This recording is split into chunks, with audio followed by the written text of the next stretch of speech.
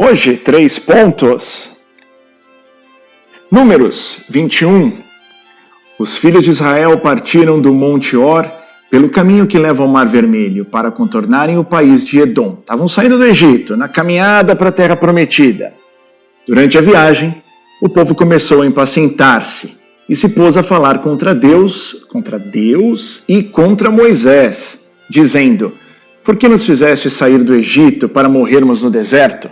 Não há pão, falta água, e já estamos com nojo desse alimento miserável. Então, o Senhor mandou contra o povo serpentes venenosas que os mordiam, e morreu muita gente em Israel. O povo foi ter com Moisés e disse: Pecamos, falando contra o Senhor e contra ti. Roga ao Senhor que afaste de nós as serpentes. Moisés intercedeu pelo povo, e o Senhor respondeu. O Senhor, Deus, disse para Moisés: Faze uma serpente abrasadora e coloca-a como sinal sobre uma haste. Aquele que for mordido e olhar para ela viverá. Moisés fez, pois, uma serpente de bronze e colocou-a como sinal sobre uma haste. Quando alguém era mordido por uma serpente e olhava para a serpente de bronze, ficava curado. Um belo texto, o povo saindo do Egito, indo para a Terra Prometida.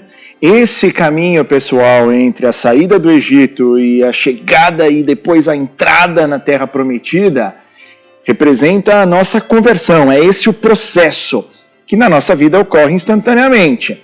E aqui, olha como ele é um pouco cheio de idas e vindas. O povo não entende direito. Ele sabe que vai ver Deus, quer ir para a Terra Prometida, mas de repente se ira contra Deus, se ira contra Moisés, reclama da comida, chama de nojenta, miserável. É um povo como nós, que vai fazer uma coisa, mas ainda não está totalmente certo. Ainda falta o que para eles seria o Espírito Santo. Agora, muito mais importante é a ilustração do final. Para cada um dos feridos, o próprio Deus fala: a serpente de bronze. Essa serpente de bronze hasteada representa o próprio Jesus. Olhe para ela e você será curado. Salmo 101. Ouvi, Senhor, e escutai minha oração, e chegue até vós o meu clamor. É um salmo sobre oração. E profético. Ouvi, Senhor, e escutai minha oração, e chegue até vós o meu clamor. De mim não oculteis a vossa face no dia em que estou angustiado. Inclinai o vosso ouvido para mim, e ao invocar-vos, atendei-me sem demora, sem demora. As nações respeitarão o vosso nome, e os reis de toda a terra a vossa glória. Quando o Senhor reconstruir Jerusalém e aparecer com gloriosa majestade, ele ouvirá a oração dos oprimidos e não desprezará a sua prece. Para as futuras gerações se escreva isto, e um povo novo a ser criado louve a Deus. Quem é esse povo novo, pessoal? Esse povo novo é o conjunto dos cristãos, é a igreja. E um povo novo a ser criado louve a Deus. Ele inclinou-se de seu templo nas alturas, e o Senhor olhou a terra do alto céu, para os gemidos dos cativos escutar e da morte libertar os condenados. Nós somos cativos, nós somos condenados, que uma vez aderindo a Jesus, somos libertados. João capítulo 8 é a continuação do Evangelho. Na parte de ontem foi a mulher adúltera, agora esse trecho. E cuidado, pessoal, tem evangelhos como o de ontem, como o de anteontem, da ressurreição de Lázaro, que são por si só grandiosos. A mulher adúltera, a ressurreição de Lázaro, o nascimento de Jesus, a anunciação, a paixão de Cristo, são por si só grandiosos. Tem alguns outros evangelhos que você lê e fala: puxa, esse aqui não quer dizer muita coisa. Esse aqui é simples, não tem nada. Esses são os melhores. Bom, então, capítulo 8 de João, versículos 21 a 30. Disse Jesus aos fariseus: Eu parto e vós me procurareis, mas morrereis no vosso pecado. Para onde eu vou, vós não podeis ir. Os judeus comentavam: Por acaso vai se matar? Pois ele diz: Para onde eu vou, vós não podeis ir. Jesus continuou: Vós sois daqui de baixo, eu sou do alto. Vós sois deste mundo, eu não sou deste mundo. Disse-vos que morrereis nos vossos pecados, porque se não acreditais que eu sou, morrereis nos vossos pecados. Perguntaram-lhe, pois, quem és tu? Jesus respondeu, o que vos digo desde o começo? Tenho muitas coisas a dizer a vosso respeito e a julgar também. Mas aquele que me enviou é fidedigno, e o que ouvi da parte dele é o que falo para o mundo. Eles não compreenderam que lhes estava falando do Pai. Por isso Jesus continuou, quando tiverdes elevado o Filho do Homem, então sabereis que eu sou, e que nada faço por mim mesmo, mas apenas falo aquilo que o Pai me ensinou. Aquele que me enviou está comigo, ele não me deixa sozinho, porque sempre faço o que é de seu agrado. Enquanto Jesus assim falava, muitos acreditaram nele. Legal, esse evangelho vai dar aqui um trabalhinho pra gente, mas é um trabalho delicioso. Em primeiro lugar, a gente vai abrir múltiplas frentes nele de novo, vamos fazer aquela coisa de transformar o texto quase num arco-íris, um monte de cores, só que hoje a gente vai seguir um jeito bem fora do padrão, não vamos seguir linearmente, vamos começar pelo meio, depois pelo fim, para depois chegar no começo, mas vamos lá. Em primeiro lugar, atenção naquilo que a gente não vai dar atenção, porque o que a gente não vai dar atenção é fundamental. Jesus fala uma coisa aqui no meio que não pode passar despercebida. Tenho muitas coisas a dizer a vosso respeito. Olha, Jesus no meio disso está falando o seguinte, olha, fariseus, eu tenho muita coisa a dizer sobre vocês ou no que diz respeito a vocês. E mais, eu tenho muita coisa a julgar com relação a vocês. A dizer e a julgar. Só que olha o que Jesus fala. Mas Jesus não veio nem fazer uma coisa nem outra. Jesus não veio para condenar. Jesus veio para salvar. Isso aqui é fundamental. Atenção, ele tem um monte de coisa para falar, um monte de coisa para julgar, mas não é isso que ele está fazendo. Ainda dentro disso, atenção no que ele fala aqui. O que ouvi da parte dele é Deus, é o que falo para o mundo. Ponto crucial, o que Jesus está fazendo aqui é repetir, reproduzir, trazer aquilo que o próprio Deus falou para ele. Isso aqui, pessoal, tem direta relação com os fariseus. Esse texto, pessoal, é para os fariseus. Jesus está falando isso para os fariseus, porque os fariseus, a gente criou dentro da gente uma repulsa aos fariseus, e toda vez que lê um texto dos fariseus, os fariseus, aqueles malvados, mandaram matar Jesus, e são, tá vendo, querem sempre armar armadilhas para Jesus. Pessoal, esse texto é para os fariseus. E digo mais, os fariseus, adivinhem quem eles são? Quem são os fariseus? Não desperdice o evangelho, não fique olhando os fariseus como se eles fossem uma coisa afastada de você. Eu aqui, os fariseus ali. Porque os fariseus, pessoal, os fariseus são nós. Você quer olhar o evangelho de uma forma útil? Toda vez que você encontrar um fariseu, se veja no fariseu. Quer ir mais útil ainda? Toda vez que você encontrar no Evangelho alguém com quem Jesus esteja discutindo, se veja no lugar dessa pessoa com quem Jesus está discutindo. Pode ser os fariseus, podem ser os apóstolos. Quando Jesus vira para os apóstolos e fala, homens de pouca fé, até quando hei de aturar-vos? Ou quando Pedro está andando na água, Jesus vira para ele, Pedro, por que duvidaste? Aquele é você. Ou então, quando Pedro nega Jesus 3 vezes, aquele é você. E aqui, quando a gente encontra os fariseus somos nós. Olha, pessoal, uma coisa fundamental, isso vale para os evangelhos, isso vale para a Bíblia. Olha, se você estiver lendo a Bíblia e ficar muito tocado, sensibilizado, emocionado, pode pegar sua Bíblia e jogá-la fora. A Bíblia não serve para emocionar, a Bíblia não serve para trazer à tona sentimentos, a Bíblia não está aqui para fazer poesia, a Bíblia tem que trazer algo útil para que você possa se transformar disso que nós somos horrorosos em Jesus. A Bíblia tem que ser, os evangelhos têm que ser algo útil, e não sentimentais, e não poéticos. Por isso, para que seja útil, reconheça-se no lugar dos fariseus. Os fariseus são nós, pessoal. E é justamente por isso que agora a gente vai fazer, na leitura dessa passagem, um exercício. Toda vez que você encontrar a palavra fariseus ou judeus, você vai botar o seu nome. É um exercício. É um exercício para ver se o conceito fica mais claro. Aqui no meu exemplo, só para fins do meu exercício, vamos pegar um nome que não tenha nenhuma relação com a gente, qualquer nome, Abelardo, Genivaldo, André, o nome vai ser André. Então aqui, eu marquei em vermelho, vamos imaginar, André é um nome desconhecido, não tem nenhuma relação com a gente, disse Jesus ao André, certo? Esse vai ser o exercício. Vamos continuar o exercício. Eu marquei agora em roxo tudo que o André fala. E olha, o André não sabe nada. Jesus falando com eles, aí o André comentava, nossa, por acaso vai se matar? Tá vendo? O André não sabia de nada. Aí mais pra frente, Jesus fala um monte de coisa. O André, que já tinha visto Jesus, falado com Jesus, quem é você então? O André estava completamente perdido. Depois Jesus fala mais coisas. O André não compreendeu que Jesus estava falando do Pai. O André não entendeu nada.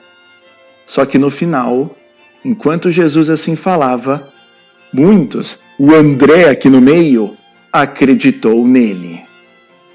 O que a gente precisa agora descobrir, pessoal, é o que aconteceu, sobretudo nesse trecho.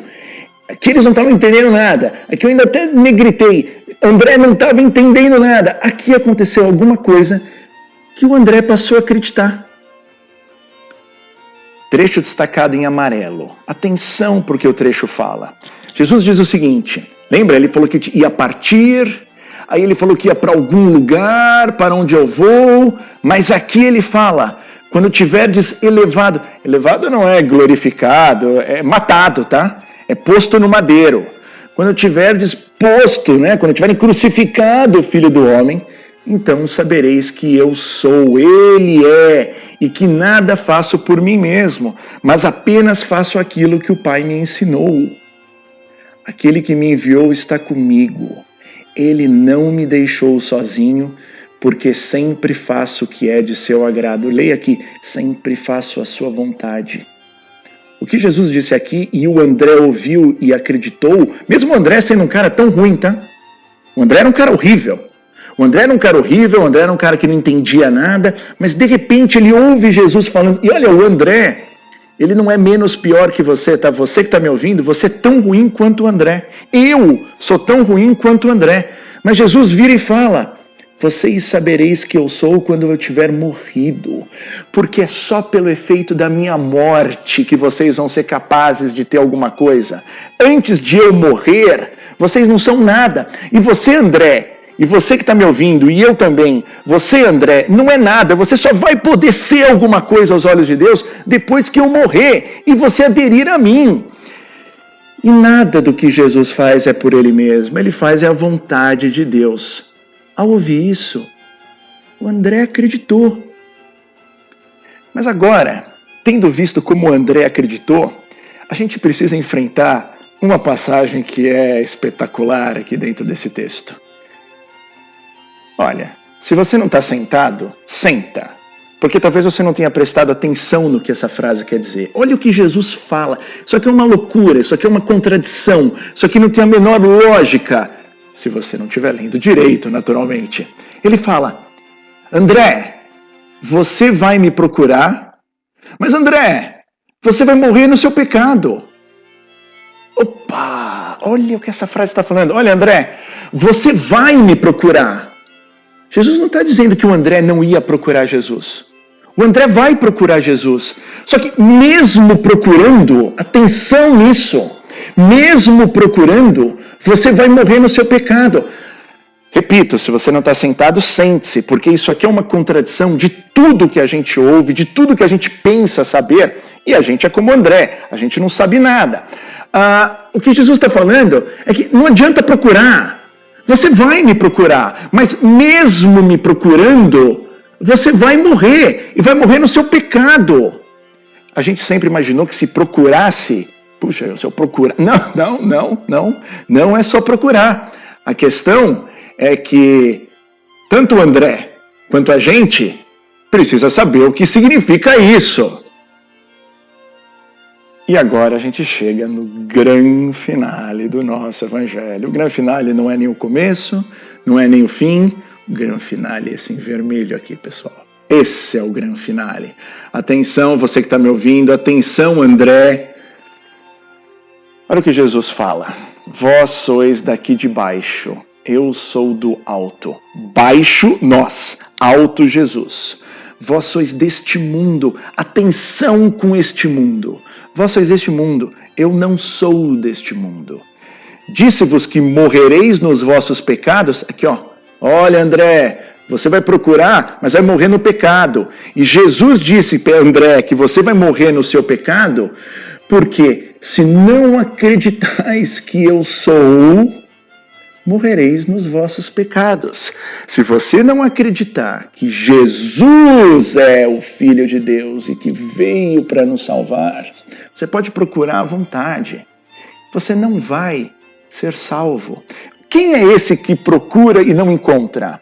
Cumpridor de rito, reverenciador de preceitos, aquele que se contenta com a forma. Pessoal, o que a gente precisa é da essência. E a essência é acreditar verdadeiramente naquele que é. Agora, como se isso não bastasse, Jesus frisa aqui algo que agora vai então soar altamente polêmico, altamente estarrecedor. Tá vendo aqui, pessoal, quando Jesus fala deste mundo, Jesus fala deste mundo não com desprezo. Jesus fala deste mundo com o máximo do desprezo. A gente tem o péssimo hábito, de quando precisa, de alguma forma, se convencer da existência de Deus, ou se convencer do poder de Deus, o que a gente faz? Olha as montanhas, olha a beleza do universo, das estrelas e do céu. Tudo isso é maravilhoso, é criação de Deus, nem se discute isso. Só que isso é o mundo. Não é isso que importa. Quer ver uma outra coisa que entra na categoria mundo? Né? É vangloriar o ser humano. É a beleza do ser humano pelo ser humano. Ou da vida humana. A vida humana é o maior dom de Deus. Não é. O maior dom de Deus para nós é poder receber o Espírito Santo. Você pode ter a sua vida humana maravilhosa e cuidar bem dela e morrer com 415 anos e ser muito feliz e fazer muitas caridades e ser um cumpridor de preceitos. Se você não receber o Espírito Santo, você desprezou o dom de Deus. Quem morrerá no pecado? Morrerá no pecado aqueles que, estando no mundo, gostam do mundo. O que você precisa fazer para acreditar? Porque é o que Jesus fala. Se não acreditais, você nunca vai acreditar. Se você não der o passo de se desvencilhar do mundo. Não é o mundo que é importante, por mais que sejam bonitas as coisas. No dia que são bonitas, né? Porque quando tem coronavírus, ninguém lembra que a coisa é feia. Não é esse mundo que vai te trazer nada, nem as feiuras, nem as belezas, nem a vida humana. O que vai te trazer alguma coisa é você reconhecer que tem que ser como Jesus, não ser deste mundo, para que então você possa verdadeiramente acreditar. Atenção, ponha-se no lugar, não do fariseu, do André. Muito bem, e agora tendo então aqui feito essa análise toda multicolorida, né? Brincado aqui com o André. Olha, pessoal, a leitura da Bíblia tem que ser útil, ela tem que levar à transformação. Não fique satisfeito se você estiver só emocionado, se você estiver só tocado, se a Bíblia te parecer poética. Nada disso serve, nada disso é útil. A Bíblia tem que ser útil. Para ela ser útil, aí aqui uma dica. Vem do fariseu, veja-se no lugar do fariseu. Ponto número 1. É com você que Jesus está falando nessa passagem. Segundo grande ponto. O que Jesus faz é o que é o de agrado de Deus. Ele tem que fazer o que Deus quer. Se Jesus, que é Jesus, só faz, só veio para fazer e só quer fazer a vontade de Deus, por que você... Por que eu? Por que o André vai querer fazer alguma coisa que não seja a vontade de Deus? E agora ainda um terceiro ponto, que é esse sim o ponto do grande finale. Não queira ser deste mundo. É o que está dito nas cartas. Nós estamos no mundo, mas não podemos ser do mundo. E isso não é porque soa poético. Isso é porque Jesus não é deste mundo. Pessoal, nós temos que ser como Jesus.